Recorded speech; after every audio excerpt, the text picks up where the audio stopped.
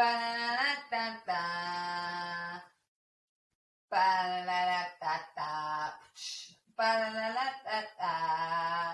Ba-da-da-da-da.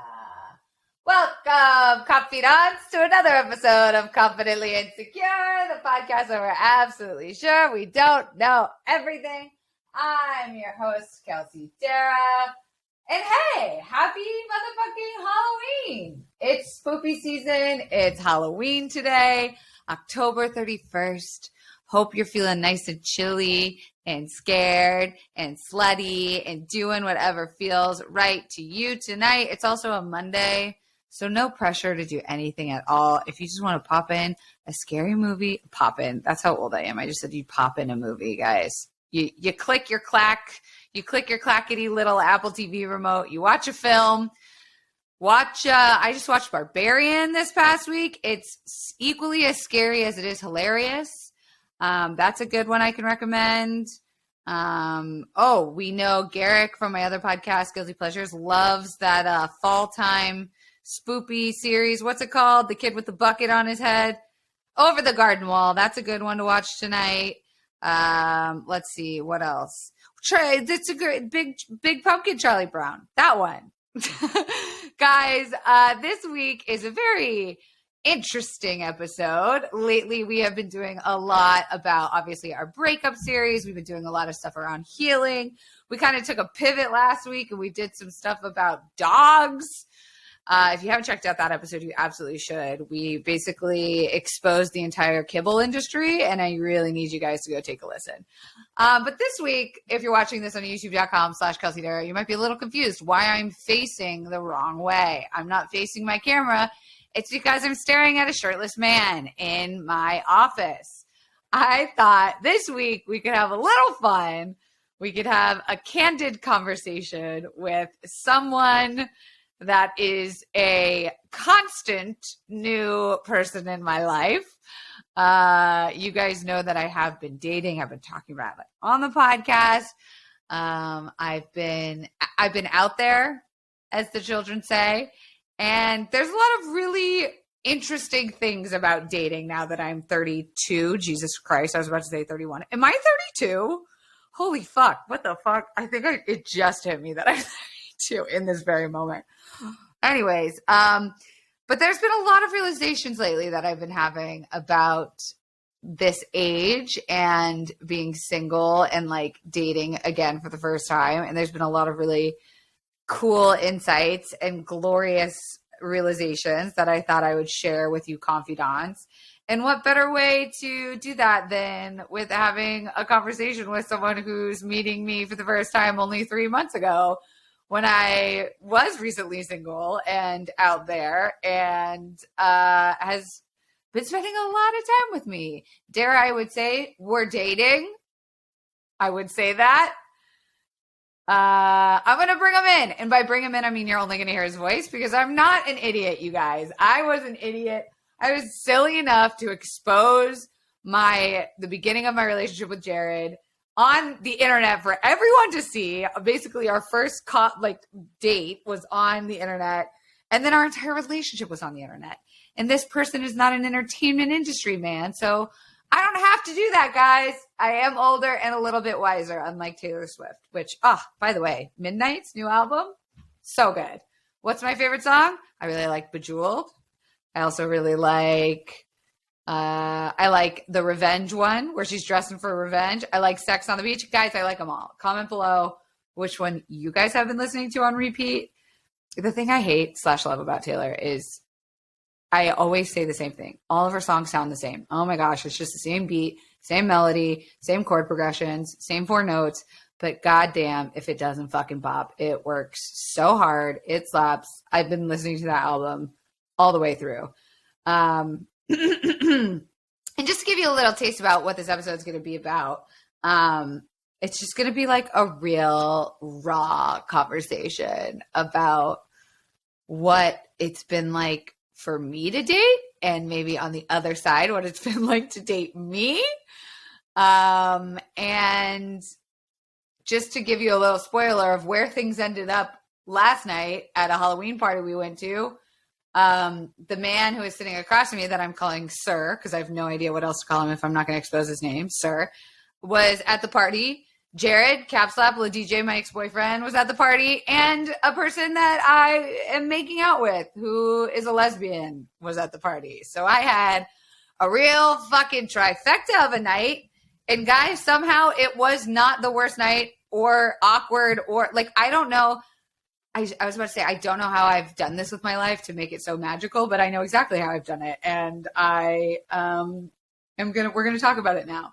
So let's bring him in. Welcome to the podcast. Standing in the corner at 6 foot. He's got a mustache. He's got tattoos. He's ripped as shit. He's very kind. We're not giving out any more identifying information. Welcome to the podcast, Sir. I think I have a clapping sound effect. Wait. There it is. Okay. They're clapping for you. Okay. That's enough. Hi. I felt it through the headphones all the way over here. What's up? Are you excited to be on the podcast that I told you like an hour ago you were going to be on? Less than an hour ago, and absolutely. I talk a lot, and you're shaking your head. Yes, don't agree with me too quickly. Okay. He does talk a lot, which, guys, I did not think I could find someone who talked more than I do. But believe it or not, when I'm with this person, when I'm with you, I'm very calm and quiet. I'm like the least talkative I've ever been. I remember one of the first times that we did go out, it was, I caught myself 30, 40 something minutes in there. And I'm like, wait. Let's talk about you. And you actually deflected. And it was like, I actually do this for a living. I talk so much. Like, I just want to listen to you. I was shocked at how much you were talking. And I found out that it's because you were a little nervous. You're kind of a little nervous guy. Kinda is very kind of you. Absolutely. It was a little nerve-wracking. And I think you were spewing just because it was very nerve-wracking. Yeah, at the point that I realized and said, actually, I want to know a little about you. You know both of my parents' names. You knew my brother's names. You knew the ex. You knew...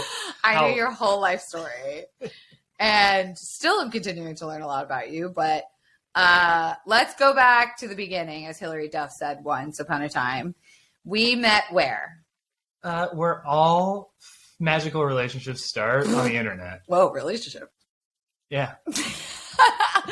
We met on Bumble, and I remember seeing your profile, and my first instinct was, this guy looks like he's from Silver Lake, which, if you don't know, that was an LA deep cut. It just means he looks like he could either be a barista or a billionaire. Barista or billionaire. I didn't know. I took a chance. I swiped right. We matched. And do you remember the first thing I said? Absolutely. What'd I say? Not to sound eager, I do remember that. I am a fan of a television show called Seinfeld. Yep. And that's not very unique at all, but I am a pretty big fan. And I think you matched and you said something like, is it a deal breaker if I've never seen an episode of Seinfeld? Can we still hold hands? I've never watched an episode of Seinfeld in my life. And that's okay. Were you actually okay with that? Or was that like a red flag for you? Definitely not a red flag. It used to be a pretty big part of my life. It still is like a favorite show, but not to sound, overly woke, but I didn't want it to be a personality trait of mine anymore. It was, I'm a little more complex than that. I still do think that every single thing in life basically can be turned around to an episode, and I may or may not know the name of every episode that I reference. But no, not a deal breaker at all. Okay. It's a TV show. I did put my Instagram handle in my bio. I always do, because I feel like it's a good reason for showing that you're real, A, and B, I feel like it's a thing for, if people care enough, if they're like, oh, wow, this girl, I want to put my parts inside of her, I'm going to go check out her Instagram. It's enough for them to see like, oh, clearly I don't do a regular 9-to-5. Clearly I have a unique job. Did you look at my Instagram? Yes, not initially though. What was your thoughts when you looked at my Instagram. When I looked at it, there's a lot. Wow. And not surprised, we're in LA. Yeah. Had you ever like dated or went on a date with an influencer person with a lot of followers? I don't know how much I'm allowed to share on this. I mean, it's only going to 100,000 downloads a month, so. Oh, okay. One person I did briefly date that was, I guess you could say she was influencing in some way. I just realized what you're talking about. Yeah, she was influencing boners, guys, if you get what that is. Good for you. Okay, so it wasn't like a red flag. Also, I'm very comfortable talking about my ex in front of you because we talk about it a lot. It was something that I was very open about. I talk about it publicly, and I remember I'm comparing a lot of the ways like our, whatever you want to call it, started, because it does have some mirrors to my last relationship where like I slid into their DMs first. I gave like a quippy line. Then they looked at my Instagram and Jared thought, oh, this could be an opportunity, I think. Because his manager put that in his head. His manager was like, don't fuck this up. She works at BuzzFeed. This is a big deal. And I feel like, I don't know if that was like a reason he wanted to go out with me or if that just came up secondary, but it made me super self-conscious about if like I'm anyone, guys, I'm not a fucking celebrity here, but I certainly thought, oh no, is that going to be a reason why people want to go out with me, is to kind of be like, what's your deal? Sure. I mean, after I spoke with my manager, aka, you don't have a job in the industry. No, I mean, I could still have a manager. I mean, whether it's myself, whether it's one of my many plants, I mean, whether it's my stuffed dog. Yeah. I mean, he has a stuffed dog. I consult, I consult with things, people, but no, that had nothing to do with me wanting to go out or not go out with you. We ended up going out. Spoiler alert. But I invited you to get ice cream at one of my favorite dessert shops. So tasty. I did like that. I liked the progression to that. Basically, we were both, kind of two shifts passing the night for a bit. We weirdly ended up going on trips around the same time, and then we were both in town. And yeah, we had a little bit of texting chemistry, no? I would absolutely say more than that. Really? Yeah, absolutely. It's, I didn't have to look up that you were a writer or comedian. I mean, to me, it was obvious. Oh, because I was so funny in my text. I thought so, absolutely. And, I try not to speculate too much. I try not to input, this is exactly what they meant by the short text or anything. But a lot of what you said was pretty clearly funny. You're making me so hard right now. Okay, so we go out, we're on our date, you're nervy. I could tell you were nervy. I'll never forget, I thought you were like having a bad day because the way you were talking, you sounded just so stressed out by the way you were like presenting me with stories and like giving me information. It sounded like this. It sounded like so laborious and like intense. And then you'd be like, oh, but what about you? You tell me something. And I was like, I don't know, man. I feel like you need someone to talk to right now.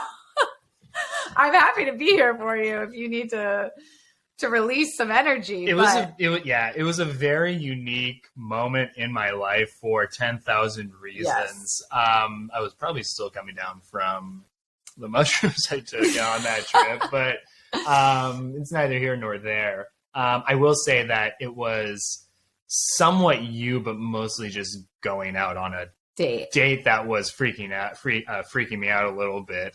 Without going too much into it, the last relationship I had was not a, hey, meet up on a date, develop a like or a friendship or a relationship out of it. It was really sex.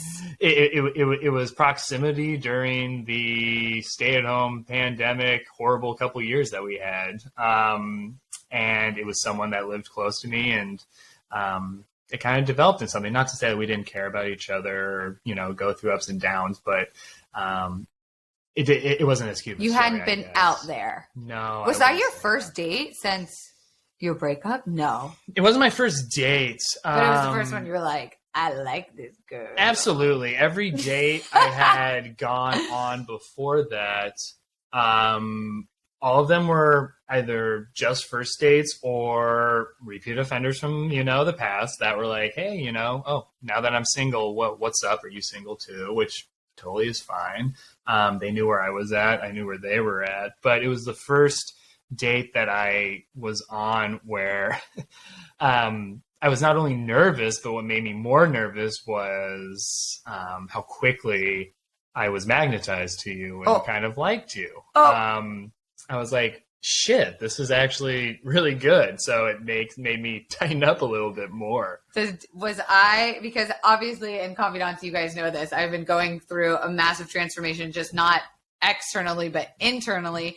And it might not always be something you guys can tell because you guys have seen me from like when I was 25 years old on the internet. So I'm sure you've seen a lot of me, but my internal monologue is drastically shifting, massively shifting. And I had just gotten back from this yoga retreat in Mexico and I was on cloud motherfucking 9, baby. I was God herself. I was just feeling vibes and good energy. And I feel like, I might have given a little bit of like a preachy spiritual vibe. I was worried that I was hitting you with some toxic positivity. Did you feel that? Oh, well, I didn't feel like that. And if I could share, I think it's funny because I was in Mexico at the same time you were. Yeah, different parts, obviously, yeah. But that's so cool. And it had been so long since I traveled that I was surprised my phone worked in another country. Like, God, I don't know how old I sound now, but it's like, back in my day, we had to have calling cards, we had to have Skype, whatever. So I remember that you shared, I remember specifically, hey, I'm back in town. I'm back from Mexico and I'm enlightened. You said that, and I took that as a total joke. It was not preachy or, love life, love or whatever. Live, laugh, love. It was, hey, I had a good time. Ha ha. Yeah. Where are you at? And it was nice to be, pursued maybe is a too strong of a word, but like hey, following up. Still thinking about you. And that was really cool. So that's why the next day drove back from Mexico. And then I didn't care that it was a Monday. I was like, oh, yeah, let's go out on a Monday. Let's go out. And I think it was texting. And then later in the day, you were just like, I know this may be weird, but I want to transition it to voice notes. Da-da-da-da-da. And oh my God. That was kind of a move. Yeah. Voice noting, guys, is I feel like it's a way to get someone's vibe so much better than texting, because texting you can craft and you can think about. It's not that you can't redo voice notes, but I just feel like it's so much more genuine. And I remember saying, is it weird that I'm voice noting someone that I've never met? But like, my ADHD, I can't text. And I remember you saying, no, it's not weird at all. What's weird is that we expect people to just get along, or like you said something really philosophical. And I was like, all right, sure. I still want to sit on your dick. This guy's a 10 out of 10, guys. I'm really proud of me. I don't remember exactly what I said, but I was at the office. So I was, doing my thing, had that hat on. But for me, yes, there's a lot of things that makes someone attractive. Love, the physical, love the emotional, just like everyone. But something that's pretty big for me is voice. Really? And my voice, some would say, is very annoying. Whatever they may say, when I heard your voice, it kind of, it made you make more sense to me as opposed to, that's kind of, I know it's all just making knee-jerk reactions, but it was an extra layer where I was like, oh no, I definitely am attracted to this person. This all kind of vibes with me. And it's not even like I could describe to you like what voice I'm. It's just if it fits, it fits. And it fit. Do you remember on the date? Because I don't really recall. I can't remember if I brought up, because this was my first time that I had been really out in the dating pool single. Like Jared and I obviously were in an open relationship. We went on dates all the time, sometimes together, sometimes separate. And it was never as like, the stakes are always very low because at the end of the day, you come home to a relationship and you're like, this is my person. Who cares about the other person? But with this, I was like, wait, I find myself feeling a little like nervy or like excited or worried, but I had no idea how I was going to tell people, hey, I just got out of a 5-year, very public, very intense relationship and I'm making content about it. I'm still friends with him. He was still technically living here. Like, he wasn't staying here, but his stuff was all here. Like, do you remember me bringing it up? And what the fuck? Is this insane that I did this? Like, I feel like some people think, and I've talked about this, I've answered Q&As before about a breakup, and it's like, how much time do you need to take for yourself? How much healing do you need? And for me, it was like, no. It might be a coping mechanism, whatever you want to call it, but I was not going to sit at home and cry anymore. I was so over crying. I was like, I need someone to go out with and tell me I'm pretty. So, do you remember that? Did I talk about it on the first date? You did not talk about it on the first date. I didn't. Whoops. I feel like I should. I think you might have mentioned something about an ex, something, I didn't grow up in a barn. I mean, I know you probably dated people before. I think you did share that you had recently broken up with somebody, but it was not a 5-year long open. I mean, all the letters on your profile. I thought you non-monogamous. I thought that was you like misspelling ENFP, like Myers-Briggs. So I was like, oh. You're like, this girl's an idiot. Silly typo, I guess. And I mean, I don't know how much we could talk about that, but like when you shared that with me, I mean. It's in my bio that I'm ethically non-monogamous, but it's the acronym ENM is what you put in your profile. And then I have a rainbow with like all genders. So it's kind of a cue for people. I had never gone out with someone that was that. I had never thought about whether I would go out with someone doing that. I never thought that I would want to do that. But I mean, you probably remember better than me when you told me a little bit of what it meant. I have a few friends that do practice that relationship structure. I haven't talked to them ad nauseum, but I was down. Is the simple thing, I was, you talk about how you're at a time of, drastic growth and everything. I was and still am on my own journey in that way. And without getting too much into it, I mean, I was in Mexico with certain people and, there was 1, 2, 3, there was stuff happening on that trip anyway, kind of getting me out of my shell, getting out of my funk from my, the end of my relationship that took kind of a long time for me to take my own time to be single and do all that. And I was coming out of it and had fun in Mexico. And now I'm going out with this hot girl and she's telling me these letters. And I'm like, that sounds kind of like what I'm already doing. So sure. Like, I'll go with it. I will say, confidants, a big thing that I was excited about, like, trust me, there was nothing I was excited about when going through the breakup. But there was this weird feeling of excitement being like, wow, I get to really structure now a relationship style on my own, like setting my own terms. Because when Jared and I first met, we were friends with benefits first. Then we fell in love very quickly, like 3 months. And it was very intense. And I've said this before, I fell in love. And now I've done that. I've seen what that is like. And now I would like to stand in love moving forward in my life. And I will never give up that like goo gaga power of my wants and needs because I'm obsessed with someone or something. So for me, what I was really excited about was this is what I want and this is what I don't want. And I think I very early remember telling you like something I don't want is someone that I have to feel like I have to take care of. I don't want to fucking take care of anyone. I don't want to be responsible for anyone. And if that's cool with you, great, because I'm only going to be responsible for myself. And here's what I'm down with. I'm going to be open. Don't ask me to be like exclusive. Like it was, I almost came at it with an attitude of just like, it's me against the world. And then I was like, oh, wait, I don't have to be so hard about it. Like, it's okay to be exploratory or explorative with someone about being open. And knowing that you had never been was definitely nervy for me, but you seemed so like chill about it. And I was like, is this an act because he's trying to get in my pants? Or does he walk the walk and talk the talk? And it was nice to know you could do both. You could get in my pants and walk the walk and talk the talk. I hope so. I don't have goals. I don't have any, agendas. It's every day is new. And there's a little tension in me thinking, am I up for it type of thing.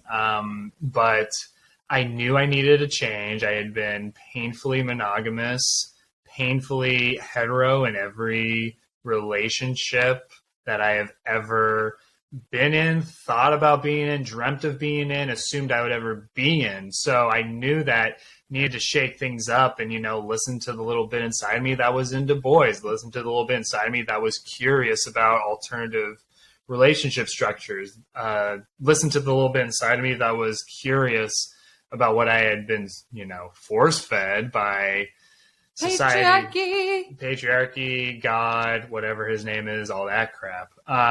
But I do want to point out, I don't think you're inaccurate in saying that you were kind of, guns a-blazing, saying like, this is what I'm into, take it or leave it, which you were. That was such an open and honest and communicative way to share it. And I appreciated that. But I want to say that it did not come off as brash. Something I appreciated by the way you shared it, and also the acts that you accompanied it with, was that you were still tender and still caring and still wanted to find or explore relationships. So I think that, I'm just, speaking off the cuff, but when people come out with these, not ultimatums, that's maybe the wrong word, but just, like, this is where I'm at, take it or leave it. It comes off as like, also like, I'm hurt you that, but also it's like, I'm stiff arming you. Like, I'm going to keep you at a distance until I am ready. So it's like, haha, it's like favorite color. It's like, go on a date outside. It's like, maybe walk me to my car. It's going to come with these like very surfacey level, cutesy things, but I'm not going to let you, know what's under my, sink in my house or anything, but it's very organized. Yeah. I've got buckets, labels, toilet paper, and you have bombs. Everything. There's never something that, I'm like, man, I really need one of these. Like, I think I have that. And you do. But I do want to point that out. And that's something I really think sets you apart from other people I was casually dating. And still, like, when I go out with someone, I have more of a gut reaction to someone that there's a difference between being clear about your boundaries. There's a difference between a boundary and a block. If someone sets up a boundary, that's fantastic. But if it's used to keep people away because they're fearful of getting close or something, then, hey, that's where they're at. But I think it was really clear from you that it was just, this is what I want to do. Come along if you want. It wasn't kind of pushing me away. I feel like something that I was very surprised was so easy to do, which I don't know what the story in my head was that I thought it was going to be. But when you meet someone and you're fresh out of a 5-year relationship, there's going to be fear of, are you over that person? Are we sure it's done? Like, you guys are still friends. And I was like pretty upfront about that. I remember being like, I'm friends with all my exes except for one, and y'all already know that story. I hope he dies. And I mean that. That's the only person I mean that for. And I'm still working on that. But did that at all cross your mind, or was that at all like a fear thought anywhere for you on your end? Because I know how I felt, and I know how I was like going through the motions and like the emotions, but curious your side. I wasn't fearful. Like I said, you just kind of caught me on a good upward trajectory in my life. And when I say that, like, emotionally, spiritually, like, who the fuck cares what happens, like, in the real world, like how I pay my rent or whatever, like that's for me to decide. But emotionally and spiritually and kind of socially, caught me on an upward trajectory. And I think that just the combination and the hours and the days and the being single for a couple months and focusing on myself finally caught up to me, where I surprisingly was just curious.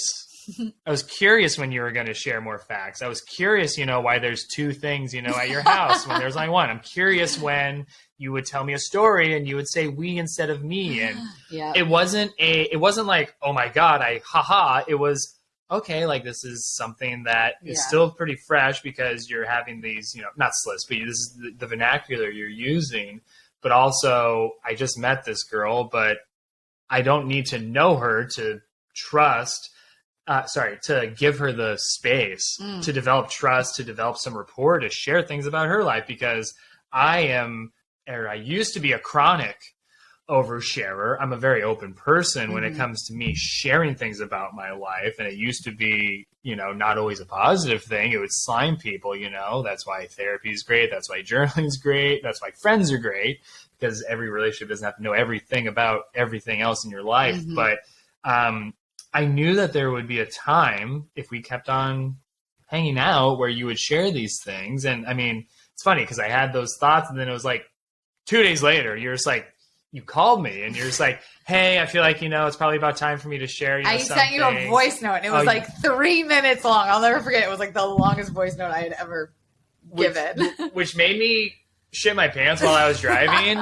And I was thinking about pulling over and I didn't. So I drove home. Like it was a 10-minute drive, but I was like, what the fuck is 3 minutes long? And then when I pressed play, oh my God, it took you like 2 minutes to get to the point. Oh my God, I don't remember. Blacked it out, whatever. And then we called and we talked. So you did. I remember I sent the voice note and I was like, okay, I said it all. I've said it out there. I've told him I just got out of this 5-year relationship. I'm making content about it. It's public. My breakup, we're announcing it publicly tomorrow, even though we've been kind of, broken up. And then you called me and my butt fell out of my body because I was like, why is he calling me? And then in hindsight, I was like, oh man, I'm so glad like this person felt so communicative and okay with just talking to me. That's like the fears. People just talking to each other. And if I remember how that conversation ended, it was a very good conversation. What did it end like? Do you remember? Are you goading me to tell? No, I don't remember. Oh, it ended up with us having phone sex.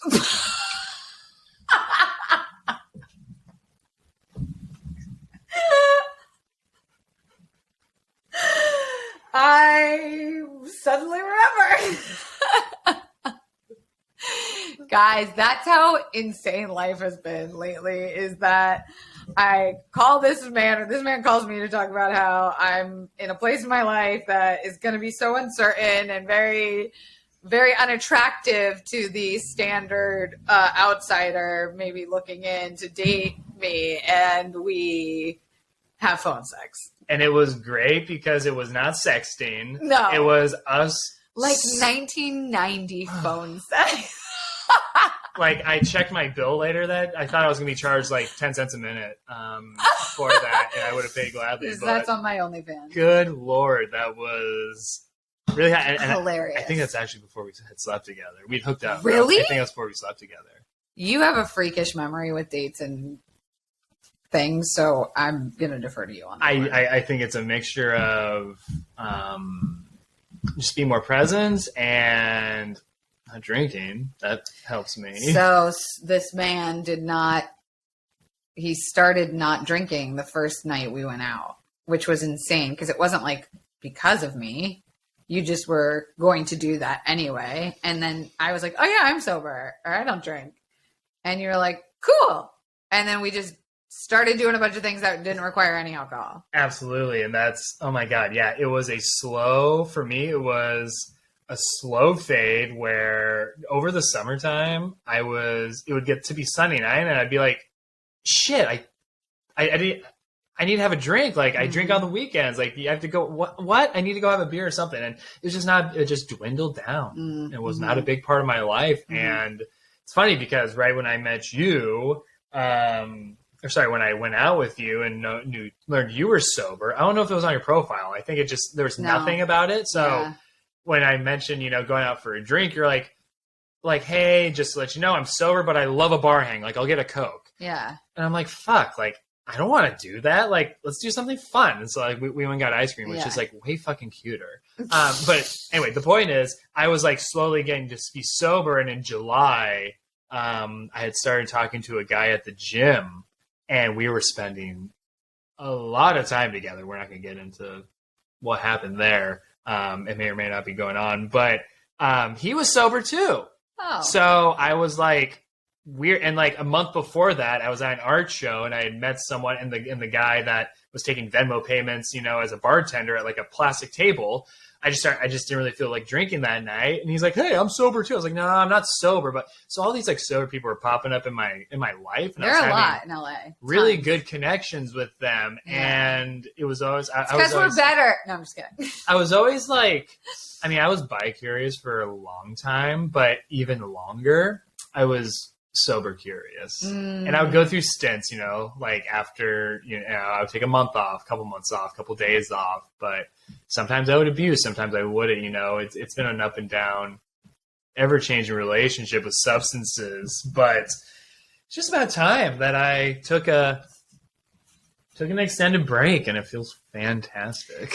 Speaking of bi-curious, I think it was in my profile. Like, you knew I was bi or pan or whatever in my profile. Yes, you have emojis. Yes. You have a boy and girl holding hands. And then you have a girl and girl holding hands. And so, do you remember when you shared with me? Because I don't remember that moment particularly. I'm trying to remember. It had to have been... I do remember telling you that I am going to be the perfect person for you to explore your sexuality with, because I am not judgmental. I surround myself with queer people. I completely remember what it was like being nervy to be bi, and I will never fucking judge you ever. I think the way that we talked about it was in the few dates that we had at the beginning, where I was doing 90% of the talking, because you talk for a living. Oh, I interview people. Oh my God, I'll just interview you. I just kind of rolled with it. I wasn't going to argue with you. I think I finally got to a point where, like, however many years ago, 7-8 years ago, was the first time that I shared with a guy that I was curious. I was pretty drunk, and I had to be drunk to share with this, you know, very open-minded gay man that I was curious about boys. And he was very comforting, very accepting, but like it wasn't like I changed my life then. I just had all of these curious thoughts, and it was like many things in my life, just a very slow unearthing.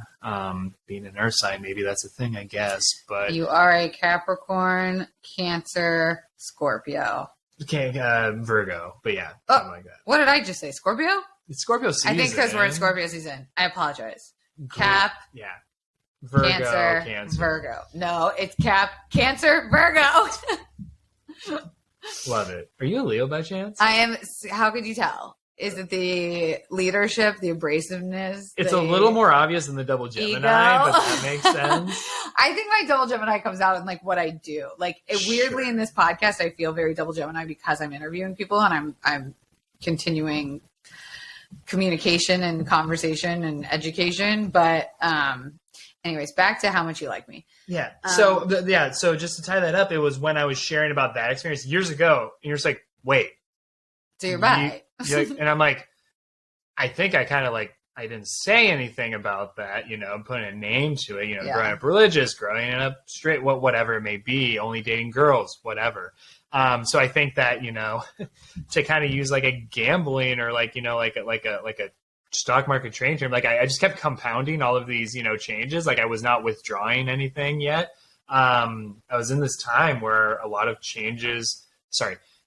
things in my life that had already changed were coming to the surface. I had already accepted that I liked guys, but it was just like, oh, I'm finally with someone that was like, okay, like, great. Do you want to meet someone? Like, you want, yeah, sure. Yeah. And you know, oh, you're curious about open relationships. Like, let's try this out. Like, what's up? So you have been very, you know, it's odd. And you talk about insecurity about being out of a long-term relationship. I was extremely insecure at the beginning about being this, you know, oh my God, is she going to view me as like, yeah, like, oh my God, like, is she even going to like me? Or am I just going to be like this little protege that she's like, oh, it's cute. Like he's doing this. Like, the WAP dries up and you're just like, no, I want to help this person or something.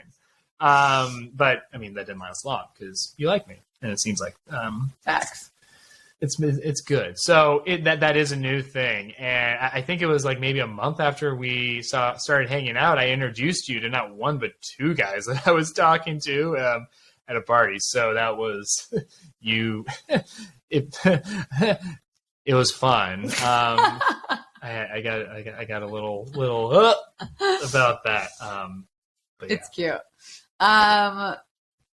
So I guess like fast forwarding, because we both are like very understanding that neither of us are interested in monogamy, and that we are both going on dates and hooking up with other people, but we certainly do seem to find a way back to hanging out with each other quite a bit. And I think it's just like also too that we're both in this stage of our life. Like I think confidants, you probably hear by like the way both of us are talking, is that we were both and are in these like massive shifts in our life. And I think it's really nice to have like an accountability partner to check you and reflect back to you. And we're both in such this sort of like malleable, but also concrete in the way that we're being phase of our lives, where I will take from you what feels good and also like know thyself to be true. So I think there is something to that as well, where stereotypically women like to fix people, or like guys like women that have all their shit together. And I think both of us were just like, this is where I'm at. It's not a mess. I'm actually like great, but also it's a mess and everything's perfect, but nothing's fine. And I'm okay. And I'm like, I think the communication has been the number one thing is, and you talk about like, this being something that's not surface level-y, because I don't think I have the capacity to be surface level-y. I think within 5 seconds of talking to someone, I know if I want to sleep with them or date them or continue talking to them. It's been I've never been wrong about that. So for me, it's like continuing to be very honest. I don't want to close myself off because I've gone through massive heartbreak. But that also means sharing the hard feelings with you of like, some days I miss my ex, or like, I'm feeling really sad about this certain thing, or like this situation came up, or I'm really mad about that. Like you saw me be like mad about some things. And that can be I think that's a thing that comes with age. That is, you collect experiences of relationships under your belt so that like you can actually say, oh, I know what she's feeling. And I've been through that before. Or you build up enough exes or situations in your life where you can say, this isn't threatening to me, versus like my early 20s. If someone were to be talking about their exes, they say that's like the number one rule is you don't talk about your ex on a date, or you don't talk about your ex ever. And if they talk too much about their ex, it's a red flag. And I'm like, this was a massive reason of why I am the way I am right now. And like, just knowing that there are people out there that is possible to be with. I don't know. Are we trauma bonding? Maybe, but it feels good and I'm coming a lot. So that's nice too. Absolutely. And I think that the first time we actually talked about, that you were sharing a little more than just like the situation about your ex, I think that you said something like that, and maybe somewhat trying to get into your pants, but I think mostly because I believed what I was saying. I said, I don't think it's bad to talk to someone you're dating or getting to know about your ex. I think that it's really just how you share it, what you're communicating. For example, if you do something that irks me, and I, as a barb, say, wow, you're really acting like my ex, like, who the fuck are you for saying that? Like, why am I acting like a bitch? Second off, like, wow, that's a little unresolved. Like, or if it's something like, oh, I am this way because I learned this with it could be a positive thing. Like, rock on. Like, you did this life event. Like, oh, maybe your ex was the first person that you were dating that you introduced to your family. And it showed you that, wow, like my parents actually like, you know, it was the first time they were supportive of me because they really liked him or her or whatever. So it's just like why you're sharing it and like what you're sharing about it. Cause I know one of the things I shared with you pretty early on as you were getting to know me, you know, just because I have my profession, I do my thing. It's not, you know, in the industry or anything. But I like to think I'm kind of creative. And when I started slowly sharing that with you, I did share with you that not only my ex, but every ex before that, like was either ambivalent or discouraging to anything creative. And you're like one of the best writers I've ever written, and it devastates me. It's so devastating because it's like, oh man, if someone would have fostered this 10 years ago, like fucking wild women over here. I mean, you know, I exhausted myself thinking that way all of my 20s in many different ways. And I'm just so happy to be in this moment, period. But specifically about that, I remember when I did share that about you, this is just like a little success story. Yeah, I was talking about how my ex treated me or what they said or how they shared it.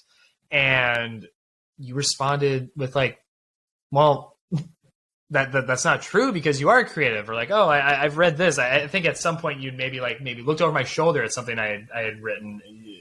You hadn't read anything ad nauseam, you know, I read some of your poems, I think. I think that's what it was. Yeah. And then as I've been delving more into like, you know, shit that can actually, you know, mean something. I mean, I love poetry. It's just, you know, how dare you? Don't talk about your poetry that way.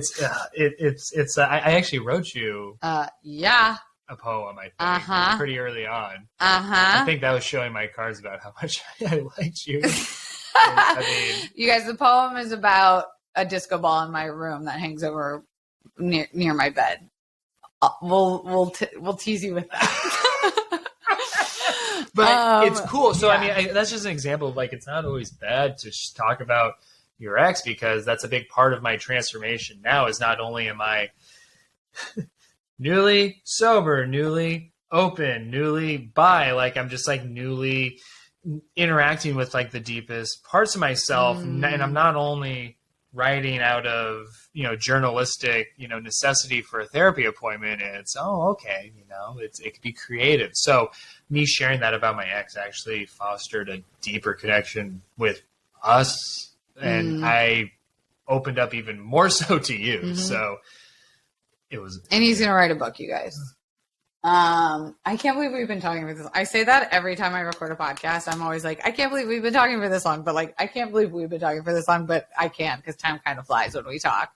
I feel like where to wrap up because we've only just dipped our toes in, but where things are now, confidants, which I would love to do an episode about is, like how we've navigated this, you know, recent, you know, meeting back up with Jared. I met back up with him for the first time since we broke up. He was at the same party last night. Like there's so much still that I'm trying to figure out and navigate and do. But there is one thing that across the board has not changed, which is that I'm trying to do everything with love and not fear. And that's been my silly little mantra. And it continues to work. And I hope that that's maybe, you know, how I can keep approaching these really touchy, hard topics. But, sir, is there anything else you want to say to the people? I think that you're doing a fantastic job of approaching things with love as opposed to fear. Ever since I've known you, you have been nowhere near, you know, like God. You are you, and you are so raw and real. Like you don't try to be anything that you're not. You're perfectly you. You're perfectly human. You know, I cut off and just say that you're perfect a lot, and what I really mean is that like you're a perfect human in that way, and it makes me emotional to think about that because, you know, with religion, perfection is like this unattainable thing, but you kind of show me practically that being a perfect human is extremely possible, and it's a choice, and you're making that choice on a daily basis, and that encourages me to make that choice on a daily basis because I mean, like, it's really easy to get wrapped up in people that you really like, especially me, recovering people pleaser, anxious attachment style. It's super easy for me to be wrapped up in another person. And how many times have I treated someone like my true north, my North Star, but like more than that, you've already become someone that you're not my true north. Like, I'm not going towards you at all. We're on this journey. We're in the same solar system. Exactly. And like, we are revolving around different planets, but like, we're doing this together, and we're part of something so big and beautiful. Yeah. And like me and you are totally different. There is an us as well, which like, the more the merry. Bring a third thing in. Like, let's do it. We do. But that's an episode podcast topic for another time. Thanks for doing this. You're a good sport. Absolutely. I was going to say, where can people find you like I normally do? Or like, what do you want to plug? Do you want to plug anything? I'm right next to you. What do you mean find me? It's TBD. Okay. Yeah, I appreciate this conversation. I think this is a really interesting look at a unique period of time in what everyone goes through with dating and getting back out there again. So thank you for being vulnerable. And y'all, if he wanted to, he would. You know what I mean? And they exist out there. And I hope that this gives you hope to know that you can communicate very authentically and clearly about your hopes, desires, wishes, and dreams. And it can be received respectfully and supportively. I just made a word up. And yeah, you get back what you put out there. And I'm putting out a lot of pussy. So that's what I'm getting. Confidants, that's it. I hope you have a fantastic Halloween. I hope you eat lots of candy. I have been on a gummy phase. I have been on a absolutely Sour Patch candy, fucking gummy bears, fucking what else have I been eating? Sour worms. Last night I was a space cowboy. I looked like a real hoe. Go check that out on Instagram at Kelsey Darragh. And follow us on Instagram. If you're not following at Confidently Pod, what are you doing? Because we're doing so many giveaways. I know we were just doing a vibrator giveaway like 2 days ago. There's so much PR stuff that I am like desperate to give away, and I need you guys to go enter those giveaways at ConPod. Also, you can rate this 5 stars on iTunes. It really helps us get seen. If you're not going to rate it 5 stars, please don't rate it at all because I'm sensitive. Speaking of sensitive, you know the merch. You know where it's at. You can find it on kelseydarragh.com or at ConPod. Okay, confidants, I'll see you next week. Love you. Bye.